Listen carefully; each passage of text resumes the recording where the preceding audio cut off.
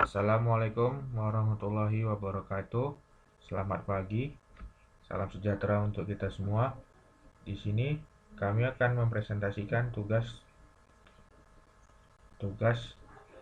tentang pengendalian dan sistem informasi audit sistem dari tugas sistem informasi akuntansi, dan dosen pengampunya Bapak Dr. Ilham Hidayat Napitupulu, SEAK MSI CA CBP Sera.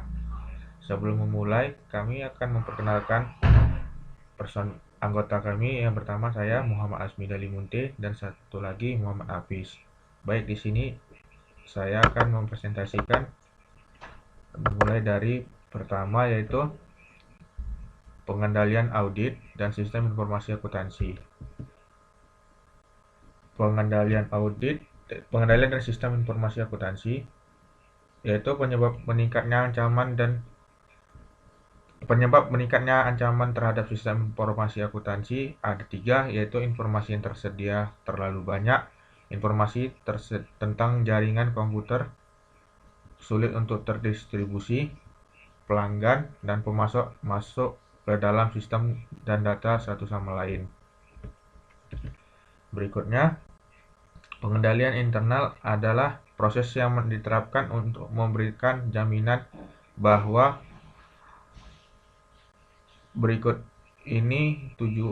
memberikan jaminan yang wajar bahwa berikut ini tujuan pengendalian tercapai. Ada dua.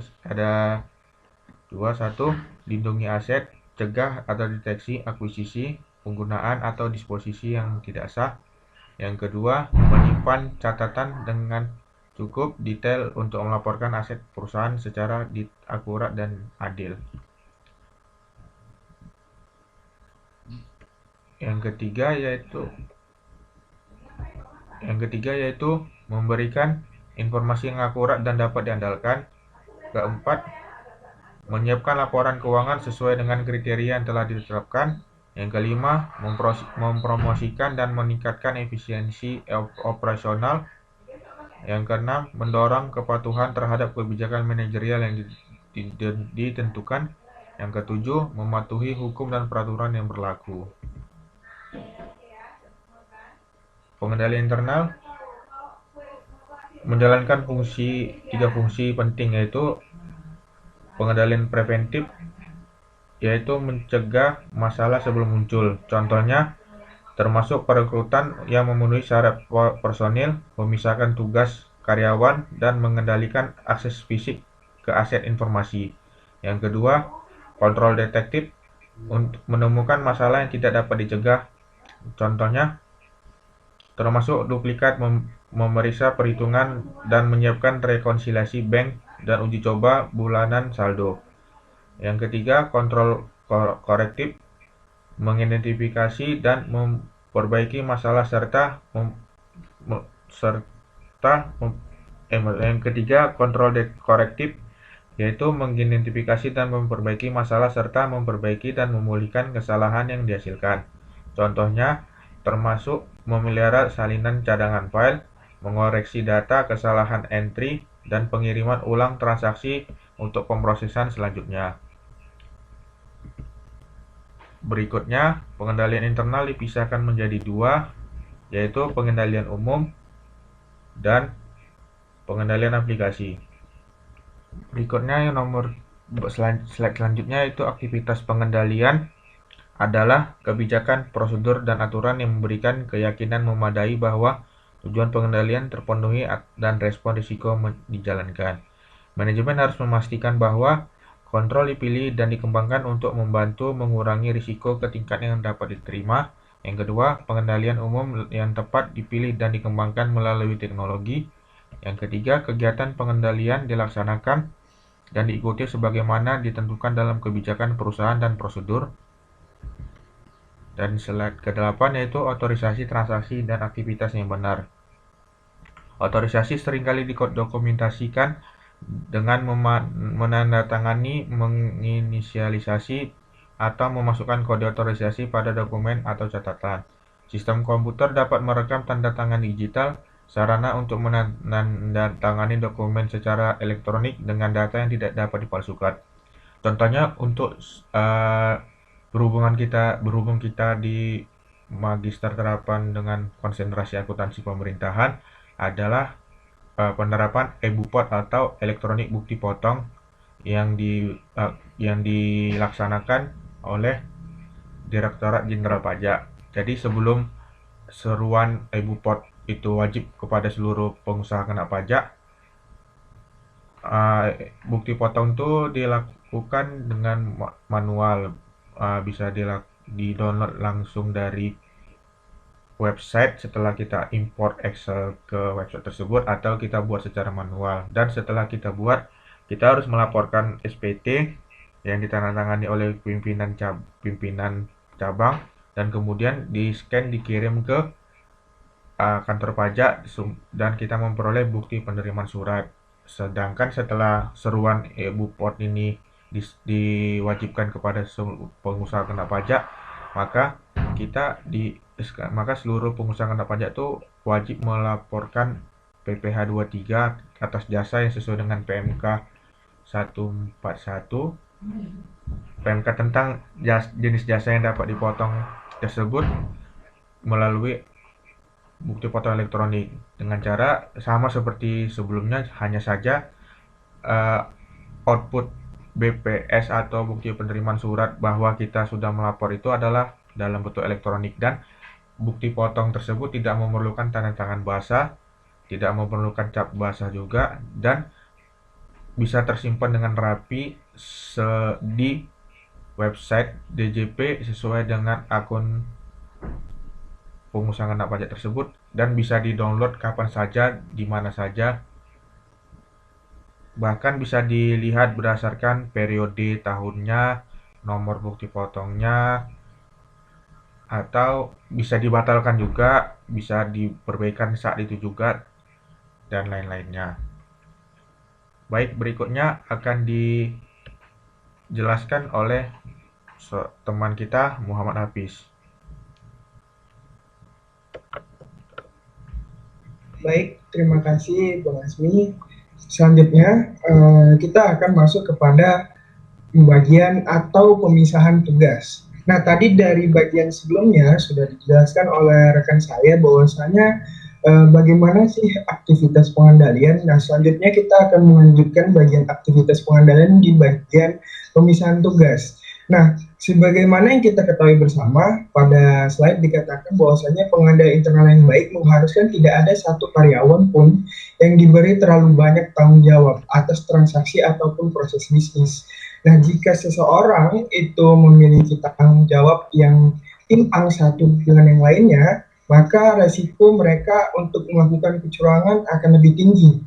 Nah, dalam hal ini, dalam pengendalian internal dan sistem informasi akuntansi, pemisahan tugas dibagi menjadi dua.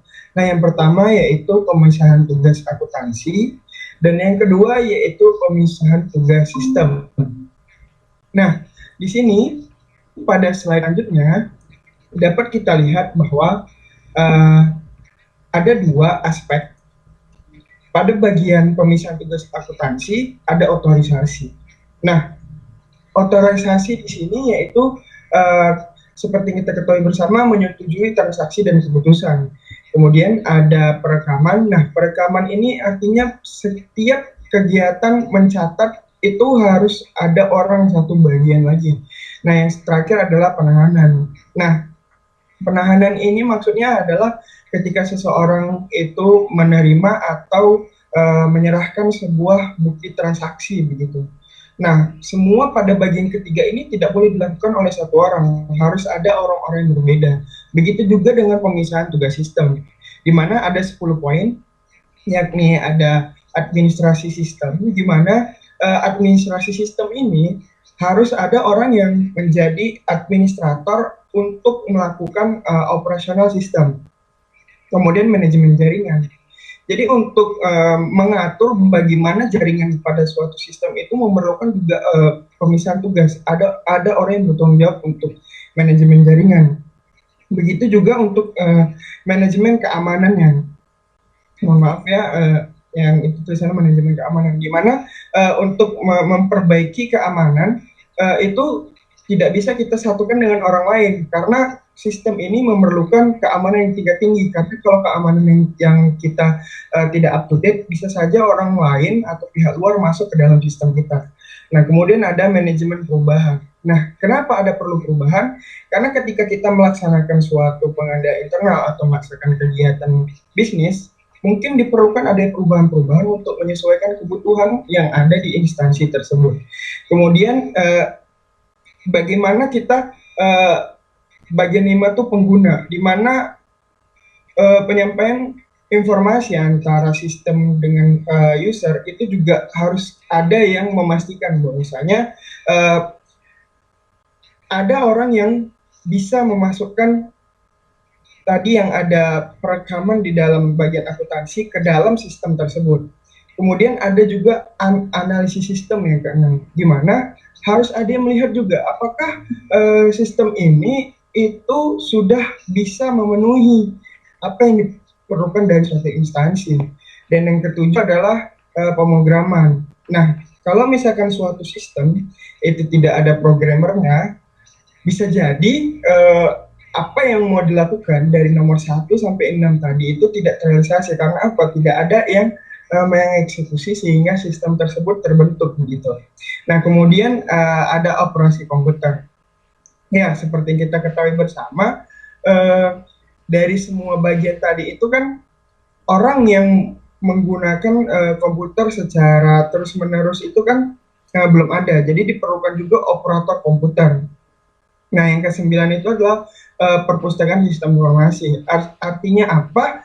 Ketika sistem informasi tersebut berjalan kan ada data-data yang tersimpan begitu. Jadi harus ada orang juga yang membuatnya tersusun secara rapi, sehingga nanti ketika kita mau menggunakan informasi tersebut, kita sudah mudah untuk mencarinya. Dan yang terakhir itu ada pengendalian data. Nah, di sini perlu juga, karena kalau misalkan kita tidak ada orang yang melihat apakah data ini semakin besar atau semakin kecil, bisa jadi nanti kita kecolongan ketika data kita terlalu besar, mengganggu sistem kita menjadi berat. Kita mau mengakses informasi jadi sulit. Ketika terlalu sedikit atau mungkin terlalu besar juga akan juga mengganggu sistem. Jadi harus ada orang yang melihat ini data yang proporsional itu seperti apa. Ya, selanjutnya kita masuk kepada subbab yang baru. Nah, subbab yang baru ini kita masuk pada pemeriksaan independen atas kinerja. Nah, setelah tadi semua dilakukan, ada beberapa aktivitas pengendalian. Pada saat melaksanakannya juga harus ada pemeriksaan independen atas kinerja, di mana ada orang lagi yang melakukan pemeriksaan ini. Agar apa? Agar menjadi independen. Nah, ada di pertama yaitu ulasan tingkat atas, ulasan analisis, rekonsiliasi catatan, perbandingan jumlah sebenarnya, akuntansi antri ganda, dan review independen. Nah, dari keenam ini, poin-poin ini menunjukkan bahwasanya perlunya ada pemeriksaan atas kinerja, sehingga ketika kita melakukannya, kita tahu apakah yang kita lakukan ini sudah sesuai apa belum, begitu. Nah, yang selanjutnya kita masuk kepada yang namanya sistem informasi dan komunikasi. Nah, sistem informasi dan komunikasi ini harus bisa menangkap maupun bertukar informasi, sehingga terjadinya pengelolaan dan pengendalian atas operasi organisasi. Maksudnya di sini adalah sistem informasi yang dibuat harus bisa terkomunikasikan ke semua komponen-komponen yang ada di suatu organisasi. Sebab apa? Kalau misalkan sistem informasi tersebut tidak bisa dikomunikasikan kepada seluruh komponen, artinya sistem tersebut belum efektif dan berjalan secara baik di dalam suatu perusahaan. ataupun organisasi. Nah, kemudian ada monitor system activities, yaitu di mana harus adanya sistem pengendalian yang dikembangkan untuk terus dipantau, dievaluasi, dimodifikasi sesuai dengan kebutuhan. Nah, kalau tadi pengendalian internal dan sistem informasi itu sudah tersistem secara baik, kalau misalkan pengendalian internal dan sistem informasi yang tadinya kita lakukan, yang kita sistem secara baik, tetapi tidak ada kegiatan monitoring, bisa jadi pengendalian internal yang kita kira sudah baik ternyata belum berjalan dengan baik, sehingga diperlukan adanya monitor sistem activities. Begitu juga dengan sistem informasi yang telah kita buat tadinya. Selanjutnya kita masuk kepada bagian yang sebenarnya berbeda dari pengendalian dan sistem informasi akuntansi, namun juga memiliki kaitan, yaitu subtopik audit. Seperti yang kita ketahui bersama, audit itu merupakan kegiatan pengumpulan dan evaluasi bukti-bukti yang kita dapat dari suatu organisasi berupa informasi yang kemudian akan dibandingkan apakah bukti-bukti tersebut itu sudah sesuai belum dengan kriteria-kriteria yang ada. Nah, kalau menurut Weber pada slide ini, penting adanya kontrol dan audit sistem informasi itu ada 8 hal. Yang pertama itu untuk mendeteksi tata kelola yang terjadi. Yang kedua, mendeteksi risiko. Yang ketiga juga mendeteksi risiko, tapi dalam hal pengambilan keputusan. Yang keempat itu untuk menjaga aset. Nah, yang kelima, mendeteksi risiko kesalahan pada komputer. Yang keenam, mendeteksi risiko penyalahgunaan. Yang ketujuh, menjaga keresahan. Dan yang kedelapan, meningkatkan pengendalian evolusi. Nah, 8 hal-hal poin-poin faktor-faktor ini menunjukkan bahwasanya kalau misalkan tidak adanya pemeriksaan atau audit sistem tersebut, maka 8 hal ini kemungkinan besar akan muncul ke permukaan dan akan mengganggu berjalannya suatu kegiatan organisasi. Nah, hal ini sama juga seperti pada slide selanjutnya, di mana tujuan audit sistem informasi itu ada 4 hal. Sebenarnya mirip juga seperti apa yang dikatakan Poso, di mana yang pertama pengamanan aset, yang kedua menjaga integritas data, yang ketiga efektivitas, dan yang keempat efisiensi. Nah, dalam hal ini dia lebih mengarah ke sistemnya, sehingga dikatakan pada poin nomor 2 sampai nomor 4 itu merupakan data, sistem, dan sistem. Nah, artinya apa? Ketika audit ini berjalan dengan baik, tujuan-tujuan yang ada 4 ini akan tercapai, begitu. Di mana integritas data itu terjamin dan efektivitas itu pun tercapai pada suatu sistem. Dan yang terakhir, bagaimana sih audit sistem informasi, atau bisa kita katakan audit aplikasi tadi, di mana ada 3 hal, ada 3 pendekatan. Yang pertama itu adalah audit around computer. Yang kedua, audit through computer. Dan yang ketiga, audit with computer. Nah, dari kata-katanya yang kita masuk pertama, audit around computer. Around computer.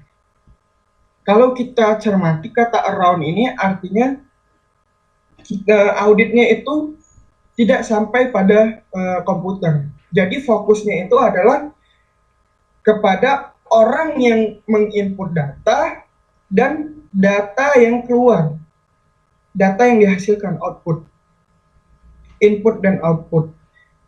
Jadi auditnya ini memastikan semua data-data yang diinput itu sudah sesuai dan berkualitas baik begitu. Dan audit orang komputer juga memastikan pada outputnya. Outputnya itu akurat sesuai dengan input yang telah dimasukkan. Nah, jadi singkat cerita, pada saat input mungkin di situ dilihat semua dokumen-dokumen yang terkait. Nah, pada saat outputnya juga melihat apakah hasil yang dikeluarkan dari sistem tersebut sesuai dengan dokumen-dokumen yang diinput. Nah, yang kedua ada audit through computer. Kita garis bawahi kata true. True di sini itu artinya melalui komputer. Di sini sudah ada penggunaan komputer. Sehingga komputer-komputer ini terdapat yang namanya software. Jadi di dalam hal ini auditor juga memeriksa di luar tadi seperti bagian pertama memeriksa dokumen yang diinput dan hasil yang dikeluarkan output dari sistem tersebut, mereka juga melihat program yang digunakan. Nah, ini yang menjadi perbedaan true computer. Jadi dilihat program ataupun sistemnya. Jadi auditor atau orang yang melakukan audit itu mereka kalau saya bilang turun tangan lah, langsung terjun merasakan bagaimana sih sistem itu. Jadi mereka merasakan secara langsung apakah sistem yang digunakan itu bagaimana proses dari awal sampai akhirnya begitu. Nah, selanjutnya yaitu yang ketiga adalah audit with computer. Audit with computer. Kalau tadi true computer, ini with computer. Nah, with di sini juga menjadi garis bawah di mana audit ini dilakukan menggunakan komputer. Di mana seorang auditor itu dia melakukan semua hal yang ada di awal sampai di akhir itu tadi itu dengan komputer. Jadi sistem auditnya pun sudah terkomputerisasi gitu. Audit yang dilakukan mengevaluasi semuanya itu dengan sistem-sistem yang terkomputerisasi secara keseluruhan. Nah, dalam melakukan halnya ini tentunya akan jauh lebih apa ya, saya bilang sedikit lebih kompleks begitu. Kenapa? Karena semuanya itu harus terkomputerisasi, mulai dari input dokumen, proses maupun output yang ada yang dihasilkan dari sistem tersebut. Nah, dari tiga hal ini, semuanya ini merupakan cara audit dari suatu sistem. Nah, dari tiga pendekatan ini, kita kembali lagi kepada topik yang disampaikan oleh rekan saya tadi. Jika pengendalian internal yang dilakukan oleh suatu perusahaan itu sudah efektif, maka tidak akan sulit bagi seorang auditor untuk menentukan apakah perusahaan tersebut sistem informasinya sudah baik apa belum gitu. Karena kalau pengendalian internalnya sudah baik, maka tentunya sistemnya juga akan berjalan dengan baik. Baiklah, mungkin itu saja yang bisa saya sampaikan. Saya kembalikan lagi kepada Bang Asmi untuk menutup. Terima kasih. Sekian. Baik, terima kasih atas penjelasan dari Muhammad Hafiz. Demikian hasil presentasi dari kelompok kami. Jika ada tutur kata salah, mohon maafkan. Dan apabila ada tampilan PowerPoint-nya selama video ini kurang enak dipandang mata, kami juga mohon maaf. Kami undur diri. Assalamualaikum warahmatullahi wabarakatuh. Waalaikumsalam.